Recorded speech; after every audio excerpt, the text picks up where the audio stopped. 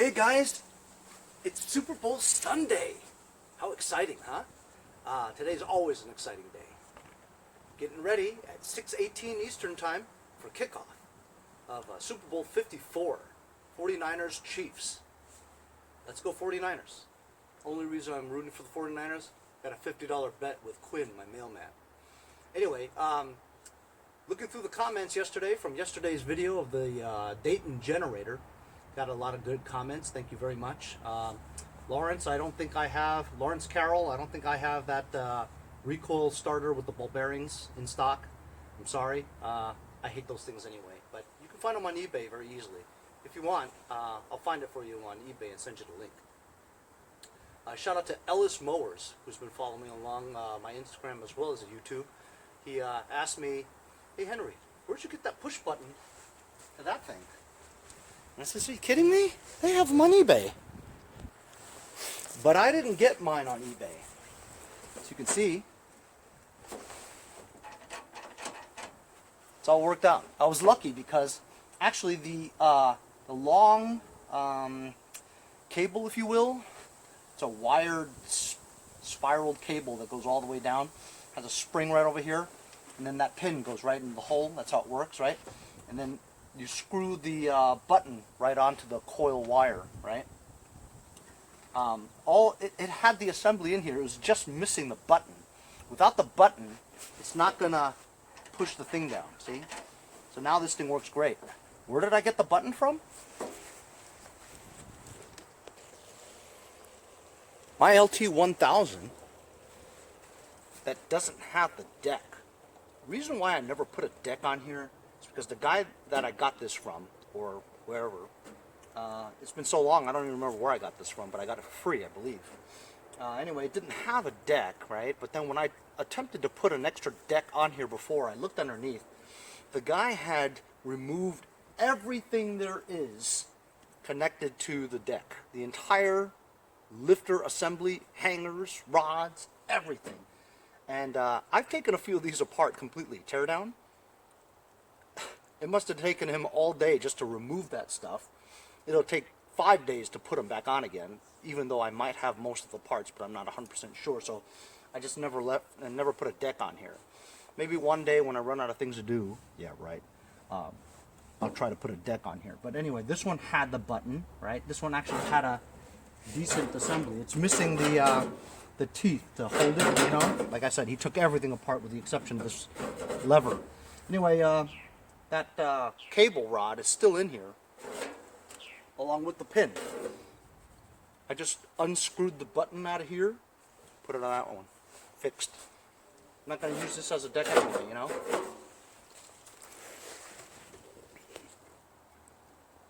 Out of control. So today I'm going to work on an outstanding thing that I need to do, but don't have a whole lot of time since I want to watch the Super Bowl. Today it's a little bit milder, it's about 40, but since the sun is not out, it's still relatively cold. So I've been meaning to paint the this Craftsman 522 Snowblower dual stage that I got from Sam and Lee over at S&L Brothers. They gave it to me for free. As you know, I worked on this a couple of times. Engine fired up immediately when I got it. I did nothing to it and it fired right up. So it has a short rope on the recoil, so you can only pull it like this. You can't pull it like that. The rope is short. You can only pull it like that, you know. But it fires up. Electric start was seized. Just oiled it a little bit, moved it back and forth. Got the gear to retract and extend by itself. So the electric start now works. Watching some of this video myself, I noticed things, and then the commenters, the subscribers, also tell me too. They said that, "Hey Henry, you're missing a shear pin off of the left auger." And I says, "Really?" And then I watched it, and sure enough, this thing spins freely, see? It's not supposed to spin freely, so I need to shove a pin right in there.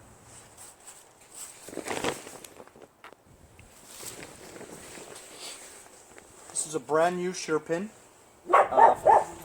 from my friends over at ProPartsDirect.net.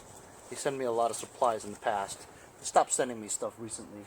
If you guys would do me a favor, if you're on Instagram, personal message ProParts Direct. Say, hey Ed, didn't you promise Henry over at Mowers and Blowers a bunch of inner tubes for his tractors? You haven't sent it to him in several months.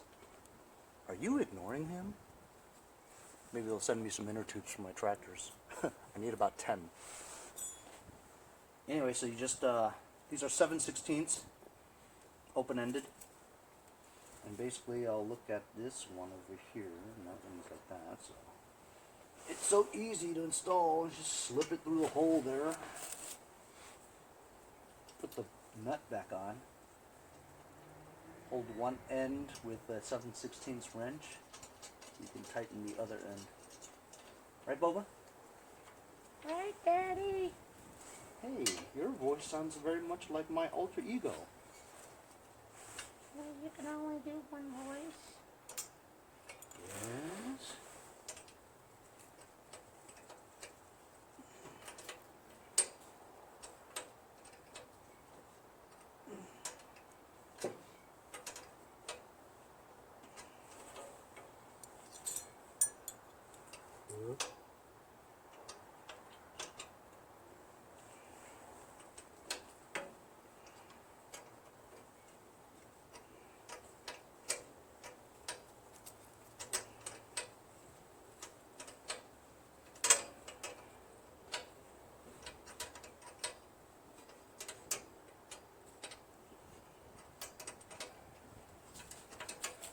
Can't see, Henry.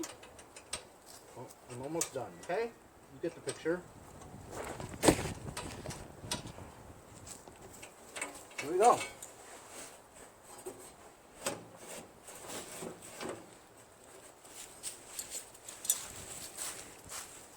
There you go, fixed. Another thing I have to do with this thing is change the recoil starter. Why? Because I came out here, set this up on top of my tarp here so I don't get dirty because it's kind of wet over here. And I gave it a pull, and it pulled. Then my second pull, what happens? That damn thing always comes out. The butterfly, the pawl, P-A-W-L, the pawl always pops out. So I think there's like an internal crack there that makes it loose, right? So every time you pull it, it may work for one pull, but then that's it, you know? Fortunately, on my last trade with 5-speed Ash, I asked him if he had an extra, and he surely did. I hope it fits. It is 4 holes, so, and this looks identical to the one that he has. The same exact assembly, you know how it works. It may not look identical visually, right? Well, it kind of does, actually. Yeah, I think it's identical. So it's 4 7/16 nuts. You're a nut.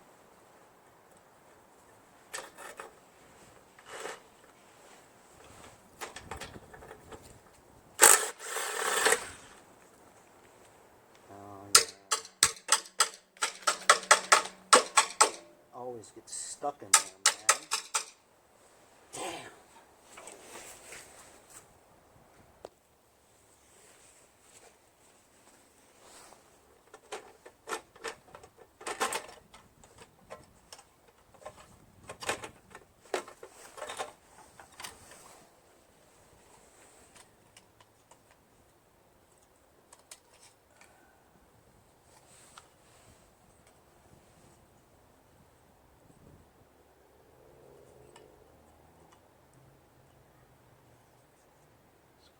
Top or the bottom. Being that this has a mark there, this looks like this one on the top, and this one on the bottom. Can you do that? Okay, whatever you say. And as you can see, the pawl actually came off. See? Junk. Let's hope this one works.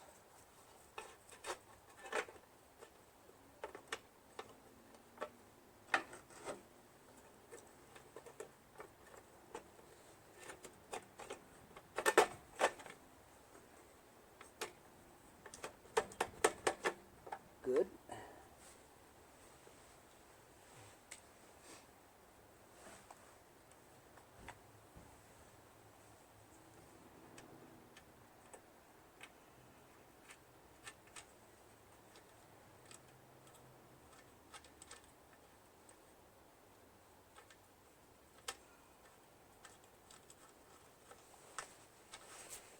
The nuts back on, drive them back on.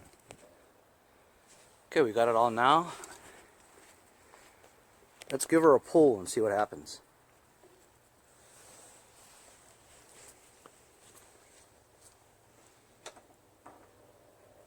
I'm gonna pull it slowly just so I don't break anything.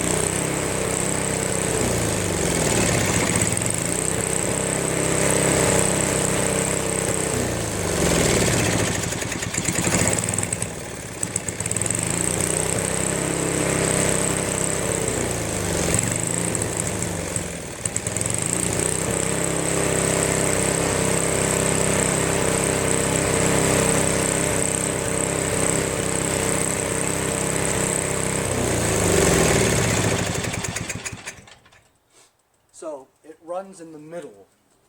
Doesn't run on, when you put it to run, it stops. So it means that the bowl is a little dirty. We could actually do a quick and dirty if we wanted to. Now that I think about it, we already did a quick and dirty with this. But I remember that the fuel mixture screw was loose, you know? So this is what I'm going to do. I'm going to try to mess with it and see if it works.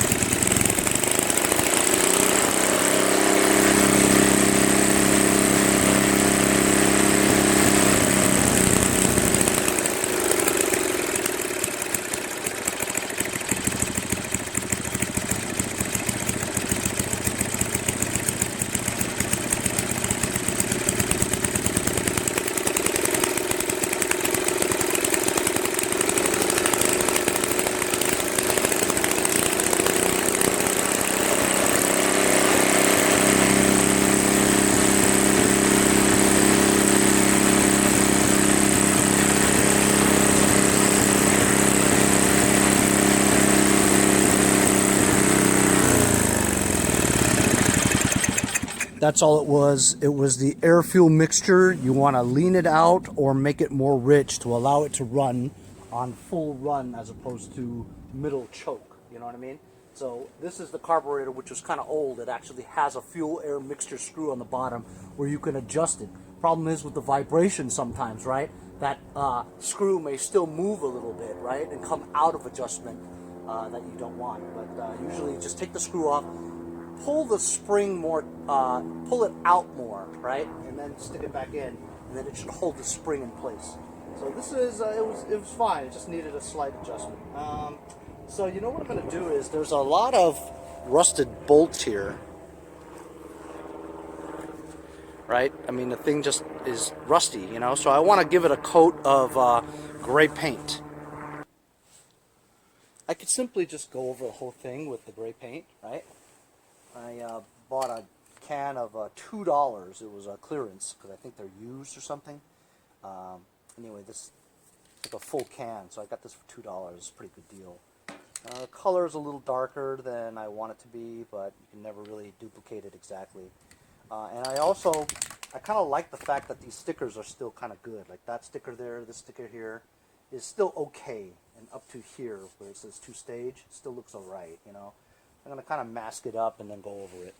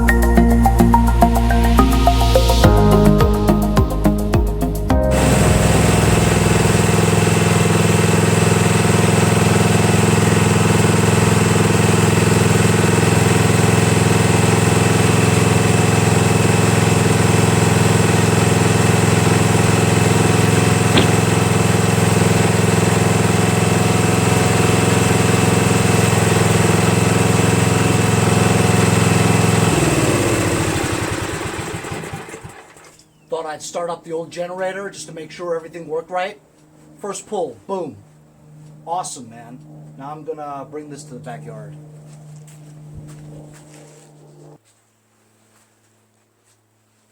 It's always good to have these one-episode deals. I mean, of course you want a one-episode, you know, situation, so I don't spend all day doing things, you know. 14 episodes for that lawn tractor? Is that crazy or what?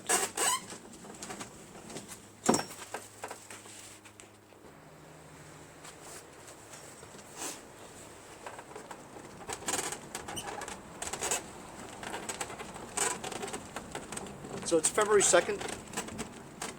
Still no snow. Maybe we won't get any after all.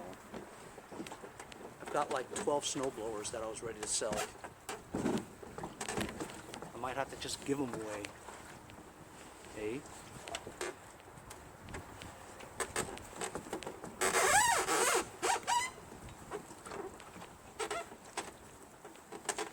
Thanks again today for following me along. It's a few hours of wrenching today. Cleaning up that Craftsman 522 dual stage snowblower that I got for free from SNL Brothers here in Huntington. My friend 5-Speed Ash, I gave him the other one, the Toro, for trade. He has since taken the engine off and thrown away the carcass on the street. It's kind of funny because Jason, he text messaged me and he said, and he showed me the listing on Let Go about a free Toro carcass. And I'm like, bro, that's my Toro snowblower. That's my 5-Speed Ash is thrown away.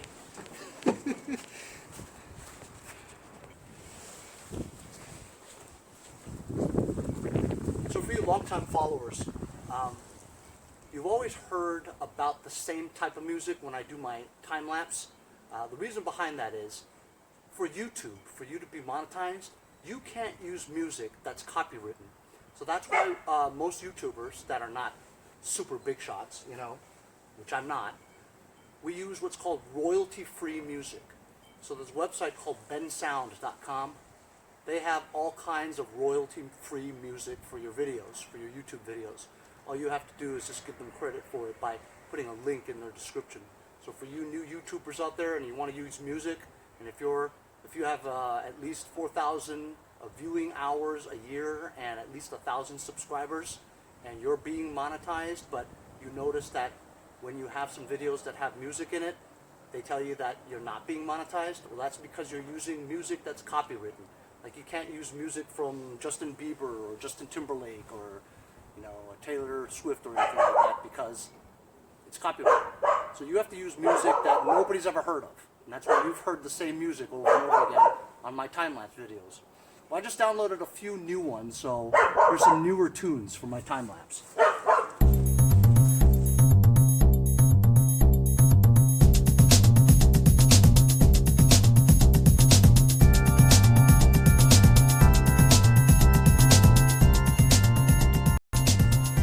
So that's it for today. Just a short little video just to get things buttoned up, you know.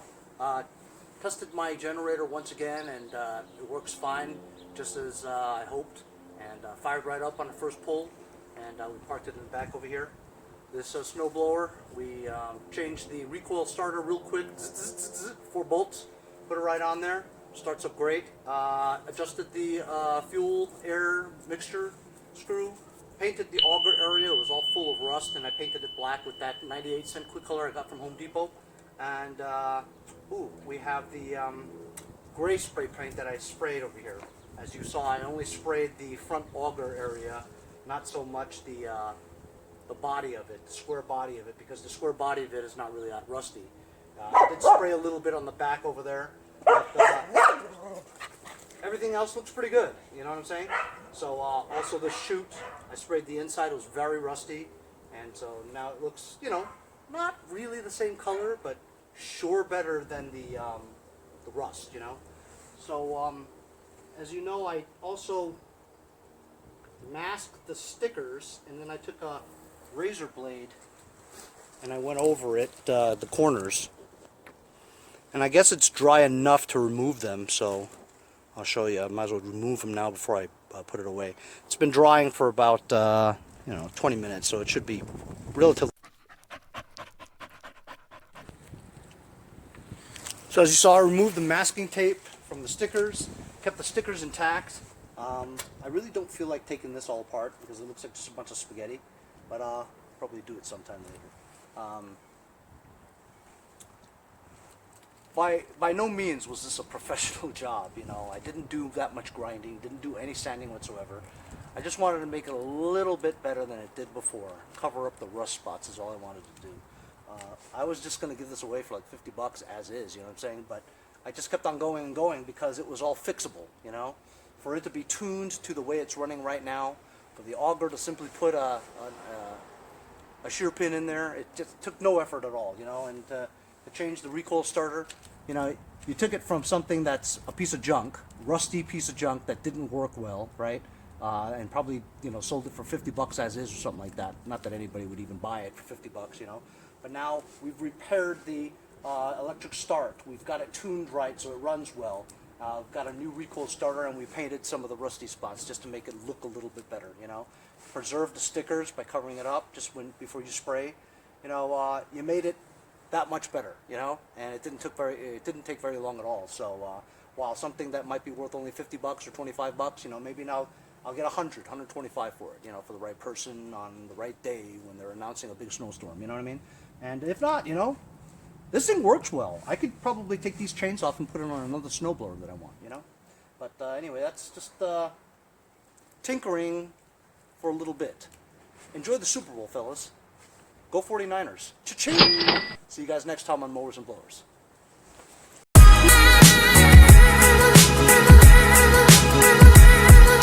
Hey guys, support my channel. Buy a sticker. Also, follow me on Instagram at Mowers Blowers. Check out my website, mowersblowers.com. See you guys next time.